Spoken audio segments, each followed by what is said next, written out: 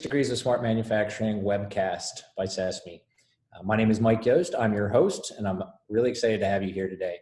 I'm really excited also to have Rob Schoenthaler Schoenthaler here with us, the CEO and founder of Atollogy, Inc. I'm really looking forward to the conversation, the perspectives that Rob brings, and really excited about the conversations that we're going to have. So welcome, Rob. Thank you. Before we get to the conversation with Rob, I want to take just a minute and give a little bit of background for those of you who may be new to this webcast series. People ask why 6 degrees of smart manufacturing, and it's based on the idea that all people are only 6 or fewer social connections away from each other in what's known as 6 degrees of separation. And from our perspective at the Smart Manufacturing Institute, we believe that making those types of personal connections, learning from people with experience, is the best way for us to share and learn. So how close are we to the knowledge that we need to make smart manufacturing a reality? We think that by making connections with people like Rob, we can get closer and closer to the information that we need.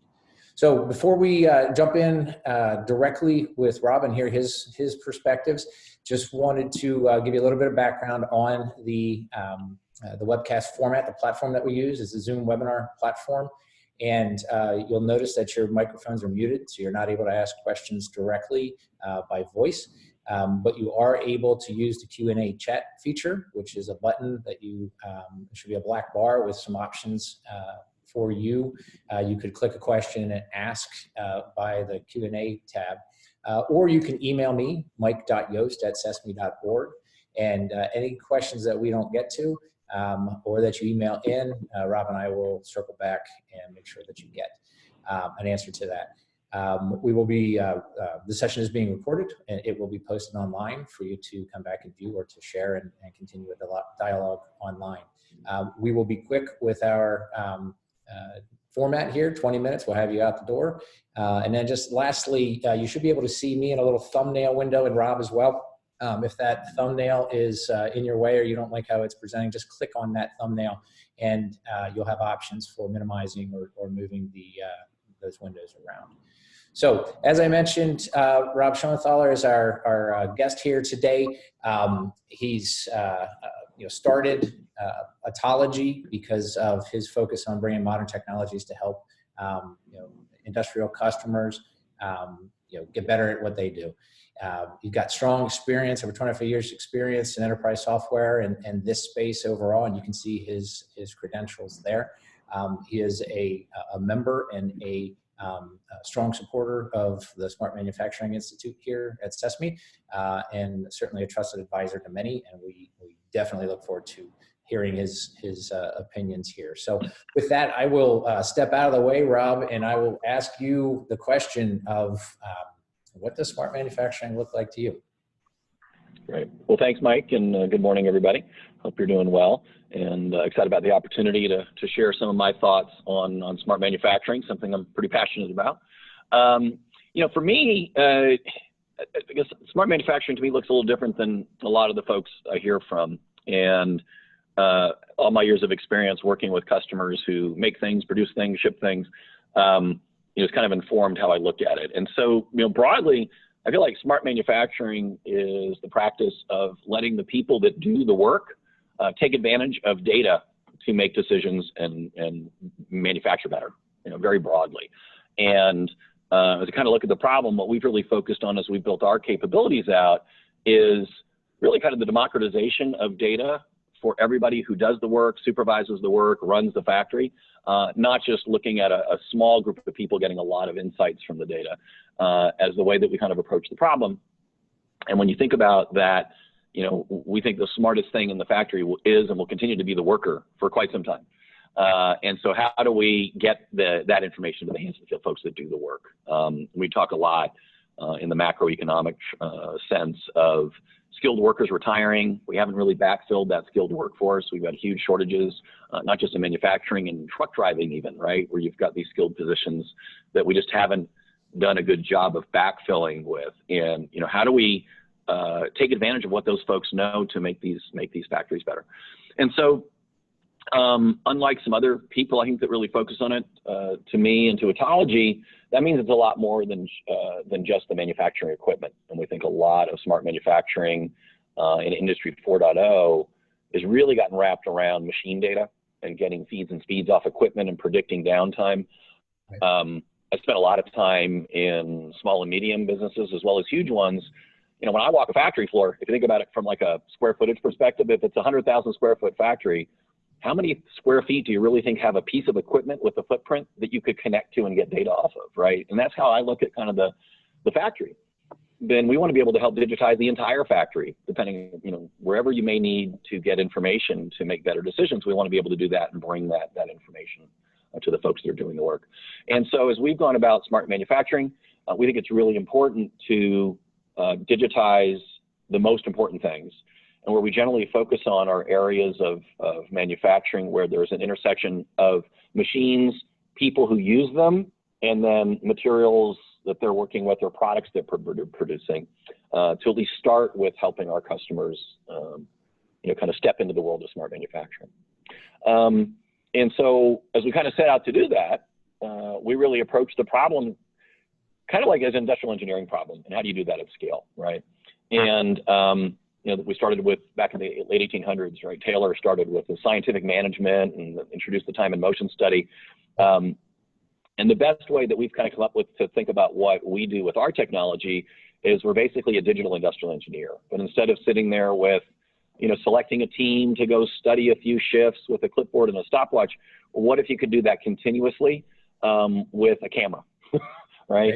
And we try to take advantage of the fact that the management systems that we have employed on factory floors, and again, don't think technology, think about a management system. If you have a very lean floor, you may have no computers that anyone ever touches, right? It could be a manual assembly operation. Yet we still need workers and supervisors to be able to know what's going on when they walk a lap or they walk up to a work center, right? And so the management systems we have put in place are inherently very visual in nature. And we take advantage of that to try to digitize what's going on. And we basically use cameras to create a digital twin of any manufacturing process. That's what we think about. And what's been great about it is, first of all, most people, when you ask them, when you go talk to them what smart manufacturing looks like to them, they really are thinking about IoT and connected devices. And they're like, well, I've got old equipment that doesn't apply to me, et cetera. So when we kind of open their thinking about, well, smart manufacturing needs to include man, material, machine, and all of those things, not just the machines. That helps get things going a little more fluidly. The other thing that we've seen too, when we think about, well, how do we not just talk about smart manufacturing, get people to use it, you come to potentially a very big skills gap, right? So I think a lot of people think too, oh, not only do I need to connect to a big modern machine that spits off data, well, now I need a data scientist or someone to go work with that data before I can get any value out of it. And so the other thing that we've really focused on here at Atollogy is in this theme of democratizing the data and looking at all the data and making it available to people who do the work, not just some people that analyze the work. Well, a lot of the customers I walk into don't have a data science team, right? They don't have connected devices. They may not even have an IT team. One of my clients, he literally has no IT people. It's outsourced, right? And they show up when they need help.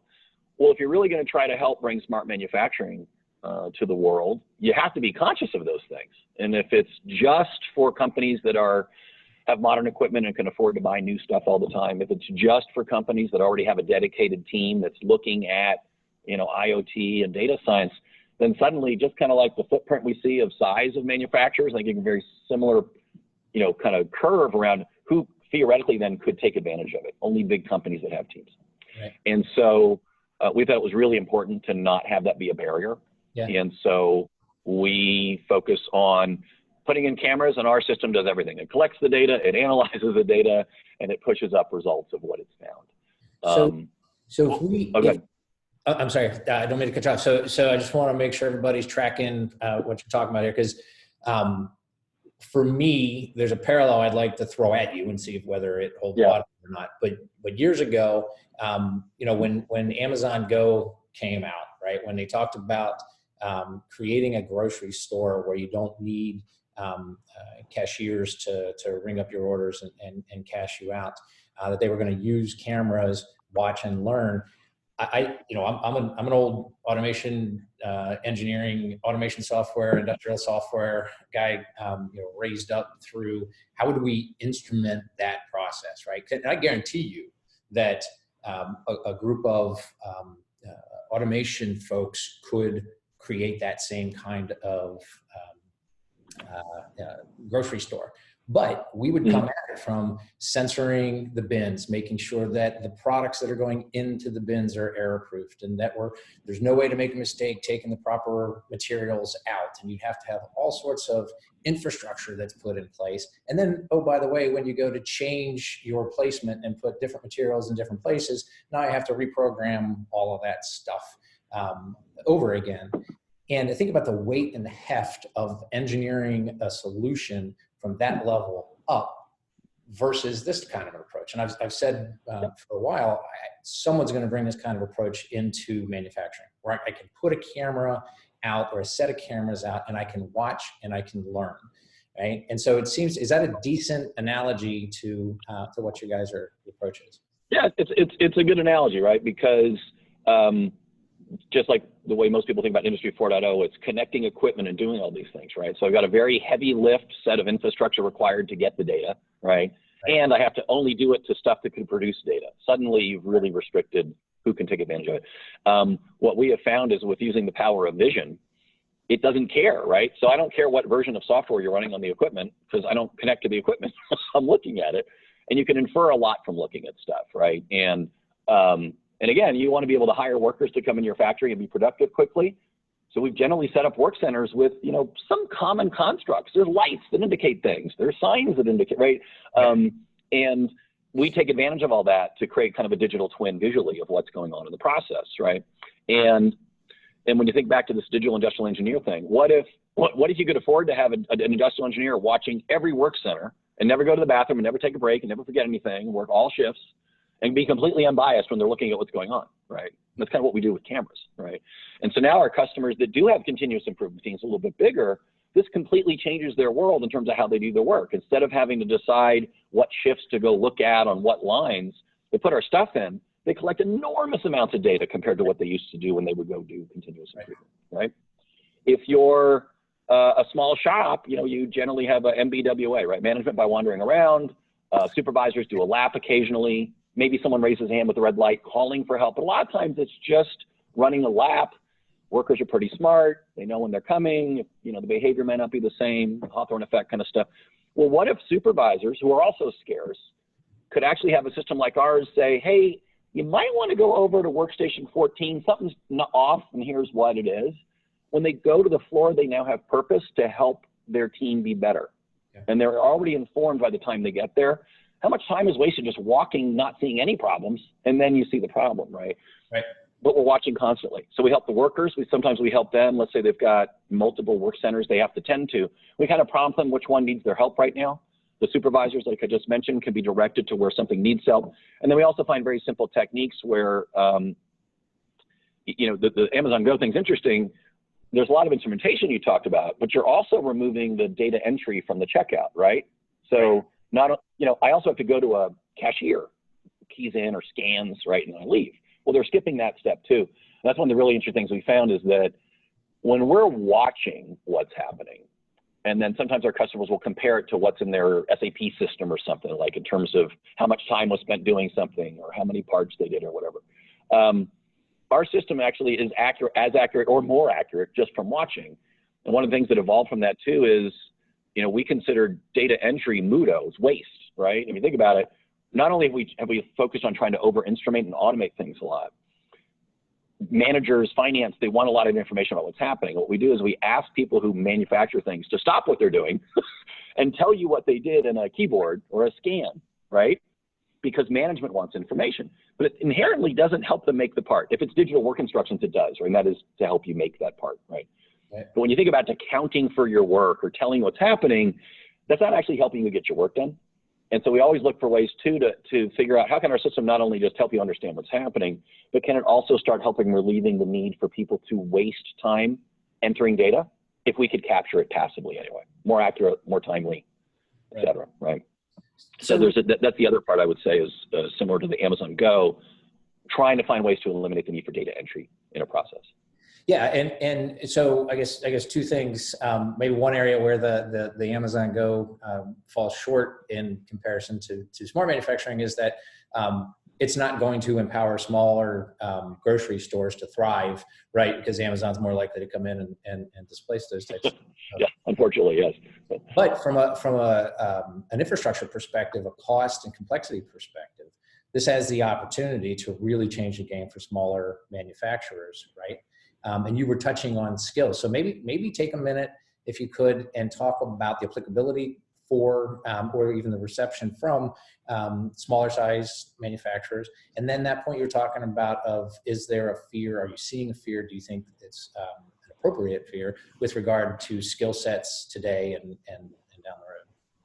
No, great question. So we work with enormous companies, $40 billion industrial manufacturers, and I work with single facility shops here locally in the Bay Area. They're 35,000 square foot machine shops, right? At the small companies, what they like about us is, first of all, for some of the things I mentioned, they didn't even know that it was possible for them to try some of this stuff, so they haven't even attempted it yet. So they're surprised when they learn this even exists. They're like, wow, I wasn't aware. That's pretty cool. And then we basically try to make it real simple anywhere we go. All we need is a couple of power outlets. We do everything else. We provide all the equipment, our own networking equipment, our own connection to the internet. We do all the analytics for you. You basically just need to let us plug some stuff in and point some cameras, and everything else we do for you behind the scenes. And so, my experience of my career has been my client's most precious commodity is actually time. Money they like, of course, but they just don't have enough time to get things done. And so we try to be super respectful of their time. And we don't require them really to do much other than let someone in to go mount some cameras, so they can mount the cameras. We do it, over a lunch break sometimes in certain shops, right? And so that's it. That's all they need to do. There's no particular data science skills required, technical skills. What we find, though, is as soon as we show someone who knows that department the data we collect about what's going on, they instantly know some changes to make. They're the expert on their own process. Right. They've had hypotheses, but they've never had time to go get all the data. All we do is bring that data to light in relevant context for their operations. And they're able to make some immediate changes on things that they maybe had a hunch, but they never had the data to back it up, right? So there's no specific skills required for them. We make the data very easy to consume for anyone who understands the operation that we're monitoring. And some of our customers like that. Our big customers, a little different. There may be skill sets in the company, but they're off, all the oxygen in the room is on the ERP upgrade or the CRMs. They can't get the resources to spend time.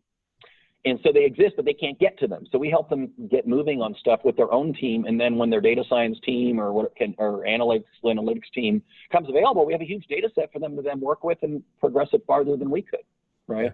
So it's kind of helping in both areas. And even in big companies that have invested in new equipment, there's still areas of their operation where people are working with stuff and you can't instrument them unless you're going to ask them to tell you what they're doing all the time. So in that case, we're kind of rounding out big data with people, material information, and how it's working with machines. In a smaller shop, we are the big data. We're like the only big data source that they have to work with. But to us, it all is the same, right? I'm putting cameras in, observing a process, and continuously analyzing real time what's happening. Well, and I'm sure you have differences also with the small versus large corporations about concerns about data security and things like that. And I would love to dig into that and go deeper, but as I warned you coming in, that this time was going to fly by us. So we are coming to the end of our time here. As I guess your perspectives, your insights, I think are tremendously valuable. I hope that people are looking at this and going, hey, there are people out there that are thinking through these things, have experience with this, and are putting these types of ideas into motion. So I'd also say that consistent with what we've heard in all the other webcasts that we've done, you're talking about making people smarter and helping solve business problems.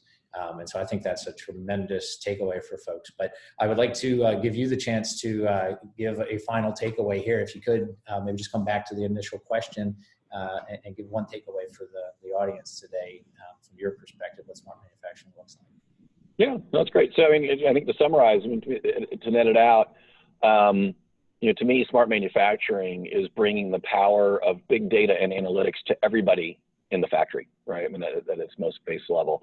And we're just striving to do that easily and quickly, low cost, no special skill sets required, so that everybody has a chance to really start understanding how powerful big data can be to manage any process, right? So, and again, the people are still going to use the data. I believe that'll happen for decades now. We're never going to automate everything. There's a lot of things that can never be automated, and we have to. So we're not as focused on automation as much as we are leveraging data to make fact-based decisions real time and over time. And that's what smart manufacturing is to me. Excellent. Well, thank you very, very much, Rob. Appreciate it. Appreciate everybody for spending time with us again here today. Would encourage you to come and share your voice here, to engage with us.